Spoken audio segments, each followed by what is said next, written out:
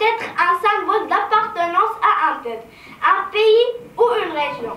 À travers 10 000 ans d'histoire humaine, les modalités vestimentaires se réduisent à 5 principaux types. Le costume drapé, consistant dans l'enroulement d'une peau ou d'une pièce d'étoffe autour du corps, comme l'izar ou le tamisat. Le costume enfilé, fait d'une pièce de peau ou de tissu, troué pour permettre le passage de la tête et des épaules, comme la gandora, la kashaba, l'aqsa et la handira de Isawa, Darra.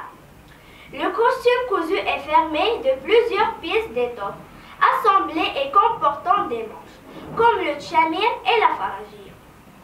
Le costume cousu est ouvert, composé de plusieurs pièces d'étoffe assemblées dans le sens de la longueur, croisées sur le devant et superposées à d'autres vêtements, comme kaftan, fokia, tskcheta. Le costume foro, ajusté près du corps, surtout aux jambes, ancêtres du pantalon comme jabador, sirwal, petka. Ces modèles vestimentaires ont été inventés dans différentes régions du Maroc et disposent donc d'origines géographiques et culturelles très diverses.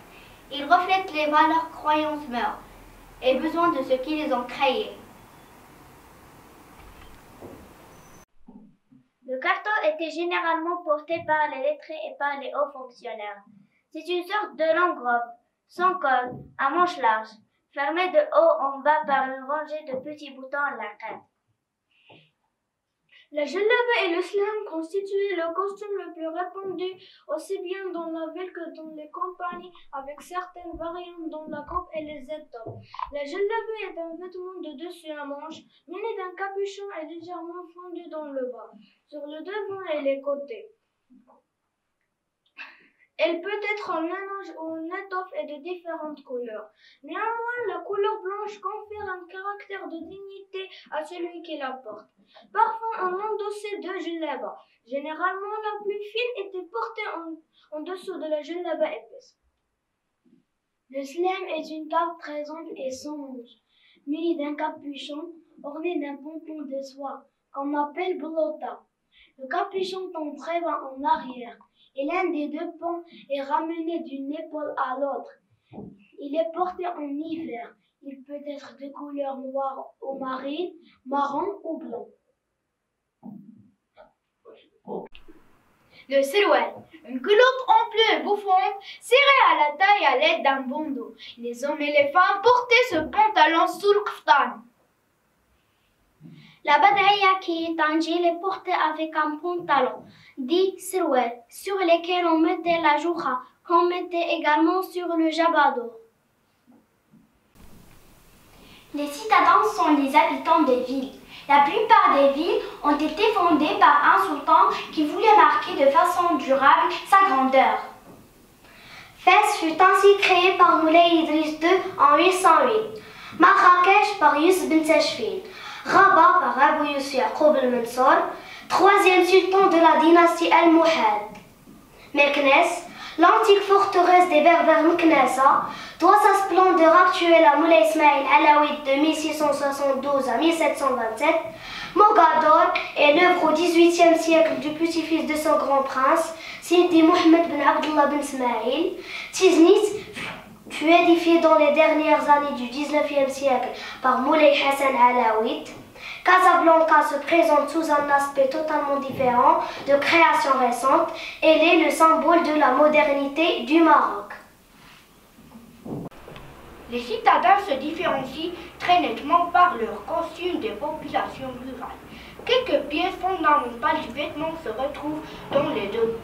Mais, même en ce cas, l'allure extérieure demeure profondément différente. La qualité des étoffes changeant ainsi que la façon de porter un même vêtement. Le costume marocain est simple. Il est composé dans son ensemble de peu de pièces. Mais le Marocain excelle à lui communiquer des expressions extrêmement variées.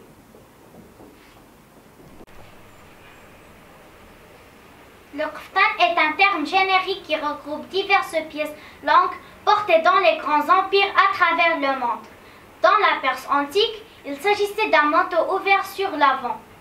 Au sein de l'Empire ottoman, c'était une veste longue que les Turcs qualifiaient de chilette. Au Maroc, le kaftan est une robe longue d'une seule pièce. Elle est agrémentée de différentes techniques d'ornementation résultant du savoir-faire des artisans marocains. Entièrement ouvert sur le devant, le kaftan était garni de galons de soie, tressés sfifa ou de galons de fil d'or et fermé d'une rangée de boutons nommés laqad, confectionnés à Sfro. En ce qui concerne la fabrication des galons, le M'alem était en revanche installé à Fès. La sfifa était également confectionnée par les femmes chez elles à Meknès, Fès et dans d'autres villes. Cette tenue très ancienne va cependant subir de nombreuses évolutions au cours de son histoire. Il apparaît pour la première fois au XIIe siècle dans une miniature, où le Khalifa al-Mu'had apparaît dans un kaftan.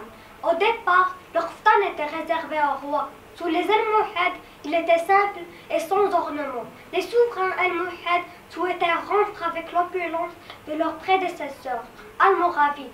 Ils refuseront d'employer dans leurs vêtements la soie et l'or. Sous le califat Mohammed al-Nasser, un recensement dénombrait 3490 ateliers de tissage à Fès, ce qui montre l'importance de la demande. Au fil du temps, des ateliers princiers de tissage dédiés en partie à la confection des kaftan fleurissent, notamment sous les Mérinides. Le port des kaftan commencera petit à petit à devenir courant. Plus somptueux, il épousera de nouveaux tissus tels que le brocart. Ibn Khaldoun fait mention de vêtements et ceintures de soie ornés de fils d'or tissés à Fès, marquant ainsi la rupture avec la doctrine simpliste des Almohades. En guise de bonnes relations, le kaftan était offert comme présent aux sultans des puissances étrangères également. Les sultans de la dynastie mérinide envoyaient également des vêtements luxueux aux sultans ottomans. Ces derniers le nommant Fès Kaftalar en référence à la ville de Fès. La femme de Tétouan portait le kaftan en manches larges et évasées. Elle mettait une ceinture nommée dema. Autrefois en Maroc, les femmes portaient ces larges ceintures brochées et tissées en amas appelées hizan d'Laros, littéralement ceinture de mariée, et faisaient partie du trousseau de la mariée. Elles étaient faites essentiellement à Fès, à Meknès et à Tétouan. La civilisation mérinide connaissait un rayonnement industriel, intellectuel et culturel prestigieux, si bien que les rois nasrides de Grenade imitaient ceux de Fès. Vers la fin du XVe siècle, le kaftan prend une nouvelle tournure avec l'arrivée massive au Maroc des Andalous chassés d'Espagne. Ils s'installent principalement à Tétouan et à Fès, mais aussi à Chefchaouen, Rabat et Salé. Les Andalous emportent avec eux leur savoir-faire qui se font harmonieusement à la culture et l'art marocain. Cette influence andalouse se manifestera principalement par ses apports à la broderie. La culture hispano-mauresque sera très bien préservée au Maroc, à tel point que chaque ville cultive son propre style de broderie. Au XVIIe siècle, sous le règne de Moulay Ismaïl, les marchands faisaient venir d'Europe de grandes quantités de draps fins, de soie et de laine, de toutes couleurs et de toutes sortes, comme du brocart, du velours et de la soie brochée dans laquelle étaient coupés les kaftan. Le kaftan est un vêtement citadin. Au début, il était porté uniquement par les hommes dignitaires et les notables des grandes cités marocaines, Fès, Meknès, Rabat, Marrakech. Pour ce qui est des coupes, 3 coupes sont célèbres et représentent les formes classiques du kaftan marocain. Le kaftan de Meknès-Fès était droit, long et large, manche et corps. Le kaftan des Tétouans était court, large et évasé. Entièrement ouvert sur le devant, il était conçu pour mettre en valeur la sadria qui l'accompagnait. Le kaftan de Rabat, quant à lui, présente une coupe droite, plutôt serrée, des manches étroites et une coupe plus proche du corps. Les kaftans étaient coupés dans des velours, des soieries et des brocarts. tels que le behja, le bniajat, le khrib. Sur le kaftan, on mettait la légère dfina, vêtement de mousseline transparente rehaussé de décors brochés. On appelle cet ensemble la tksheta. Les couleurs sont dotées de noms évocateurs. Shms al-Ashi, le Gmra, Zbibi, Fanidi, Hmoussi, Hijri, Khabouri, Ziwani, Didi, Kouki, Smawi, Qib Hmoussa. Les artisans de Meknès, Fès, Tétouan et Rabat ont su garder le savoir-faire de conception de cette tenue. Grâce à eux, ce vêtement a connu de nombreuses évolutions jusqu'à nos jours et continue de rayonner à travers le monde. Le kftan est parfois accompagné d'une ceinture appelée mdma, avec un fkron, littéralement tortue au centre, censé apporter du bonheur et protéger du mauvais œil. La hmala mjdoul permettait aux femmes de régler la hauteur de leurs manches. La coiffure était serrée par un bandeau qu'on appelait hijaz. La tfina ou mansouria, c'est la robe de dessus, fine et légère, que toutes les citadines se devaient de passer sur le kaftan. La longue chemise de cotonnade blanche est un vêtement de corps porté par les deux sexes. Au Maroc, on l'appelle tchamel ou khmis. Il est fermé à l'aide de petits boutons s'il est porté sous un ensemble à manches étroites. Le col s'ouvre sur le côté au niveau de l'épaule et se ferme à l'aide d'un ruban coulissant en soie appelé serrifa. Ce col nommé rgabia est en général orné d'une dentelle à l'aiguille appelée randa ou shbika. Le sroual bitsika est un pantalon ample et bouffant, serré à la taille à l'aide d'un bandeau. Les hommes et les femmes portaient ce pantalon sous le kaftan. Pour sortir, toutes les femmes s'enveloppaient dans le haik.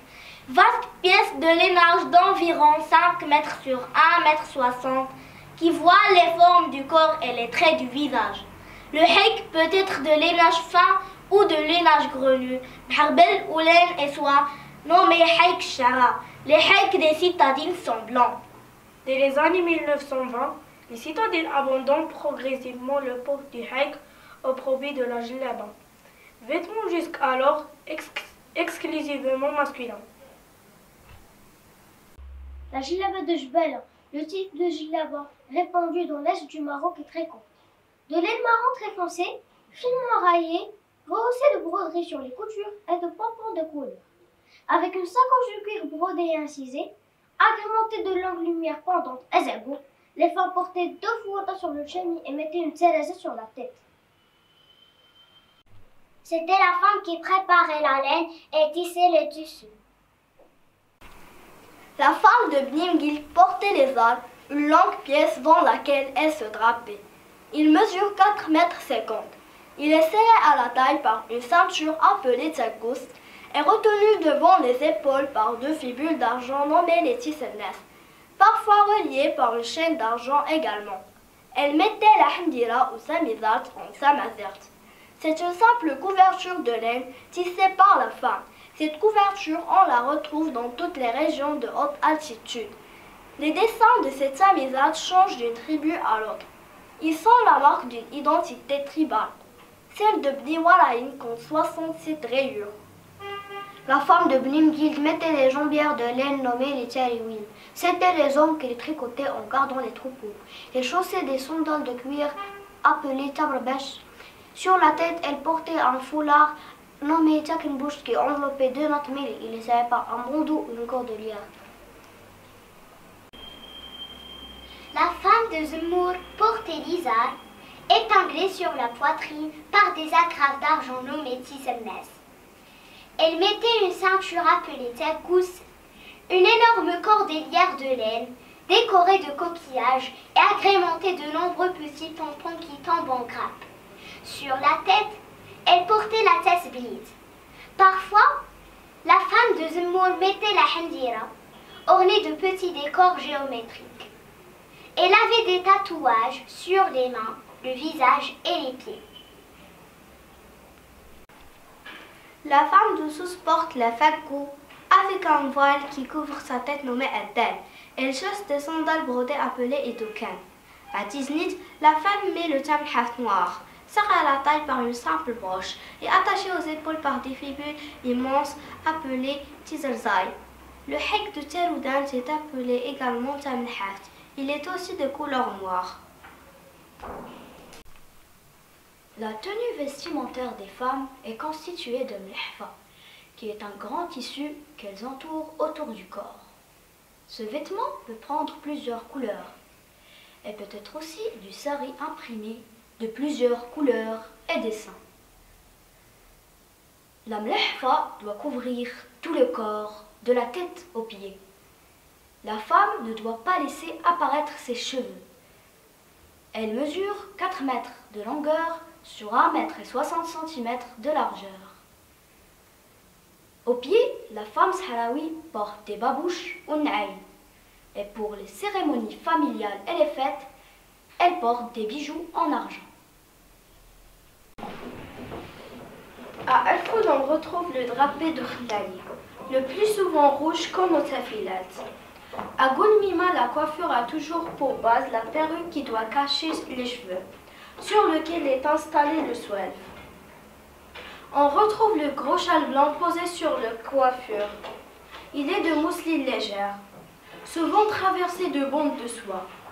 Il constitue une sorte de demi-hek dans lequel la femme peut s'envelopper plus ou moins complètement. Comme toutes les femmes des populations présahariennes, les juifs des oasis affectionnent les gros colliers d'ombre. Costume de fête de cette juive de Tilnit, nous retrouvons partiellement le caractère traditionnel de la Keswal Kbira des villes du Nord. La juive de Tilnit illustre bien l'étroite parenté de la Keswal Kbira. Ce qui est le plus spécifique à cette région, c'est une très jolie coiffure. Il s'agit d'une perruque, superbe pièce d'artisanat local nommée Tijajin Mehdouh. Perruque destinée comme toujours à dissimuler les cheveux de la femme mariée.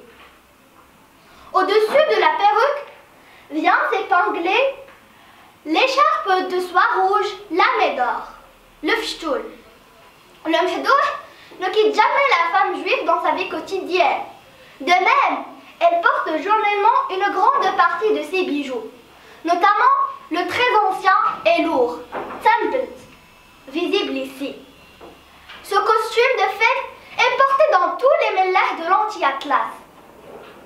Les femmes juives se drapaient de cotonnades blanches, exactement semblables aux drapés berbères locaux. Dans la vallée du Dadès se côtoient des tribus très différentes, parmi lesquelles des fractions Etta, Qla'ad Mgouna et de Tilit, dont le costume est représenté par le drapé qui est identique à celui de Etta, mais toujours de cotonnade blanche. Les juifs ne portant pas le khint bleu. La perruque est recouverte par un diadème, Tzesfift. Les femmes juives partagent avec les femmes berbères les mêmes coutumes en matière de décoration faciale. Il s'agit là non de tatouages, mais de motifs peints en noir, au harkous et en rouge, au otkar. C'est le costume d'un homme aisé, cette tenue d'intérieur ne présente pas de différence d'une ville à l'autre. Après l'islamisation du Maroc, les hommes juifs se sont trouvés amenés à porter à l'extérieur le même vêtement que les musulmans, la djellaba. Sur la chemise sont portés sirwel, le gilet garni de soutache, bedaya et une joura. Serré à la taille par une ceinture de soie, la kerziya. La coiffure est la classique chéchia noire. Les sandales, toujours noires autrefois, sont remplacées par les blaris jaunes qu'emploient les musulmans. La femme d'Al-Foud est souvent vêtue de rouge, teinte fréquemment adoptée dans les mellahs présahariens. La pièce d'étoffe s'emploie de la même façon que les arts berbères les plus fins. Elle est ornée d'une multitude de coupes spéciales nommées darra'a. Celle-ci est également de cotonnade rouge et ses longues manches très largement évasées. La coiffure est obtenue par les gros. Pour sortir la juive d'Al-Foud ainsi qu'on le voit sur cette planche, dépose sur sa coiffure un grand voile de mousseline blanche dans le centre et décoré d'un semis de fleurites brochies. La tenue des femmes se compose de la camisole bata et de la langue juive française saya. et du châle de laine pagnuelo. La coiffure est faite d'un foulard de soie qui est la même sebnia rumia que celle adoptée par toutes les musulmanes citadines. La tradition est conservée dans le costume d'apparat, Kswal Kibira, revêtu par la mariée et les parentes de celle-ci durant les cérémonies des épousailles. Il est entièrement de velours, généralement vert ou bleu, pour les villes de l'intérieur, et rouge grenat pour les villes de la côte et du sud. La grande jupe jilteba est une sorte de jupe portefeuille qui se replie de gauche à droite. Elle est garnie de nombreux garlands d'or.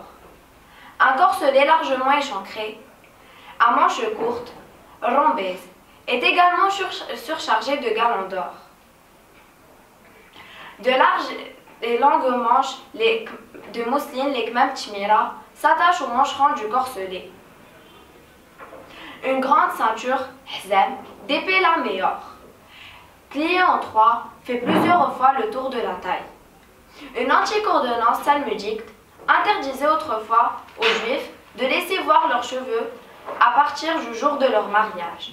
Ainsi, les cheveux étaient remplacés par les éléments les plus divers: bandeaux d'étoffe, fils de soie ou de laine, crins aux plumes d'autruche. Une perruque accompagne encore la kswa kbira. C'est les soilef, formés de deux franges de faux cheveux faits de fils de soie noire, réunis en deux nattes d'lales, qui tombent de chaque côté du visage, devant les épaules. Cette femme de Bnesbeh, sa tenue illustre dans une authenticité irréprochable le caractère des costumes les plus anciens. Pas de perruque dans la vallée du Dra. Les cheveux sont recouverts par une écharpe de soie, enserrée dans un système de petites chaînettes, le tselgmut, en nombreuses pendeloques. Les tempes sont cachées par d'importantes guiches en plumes d'autruche. Les drapés portés par les juifs de l'extrême sud marocain sont identiques à ceux des femmes berbères.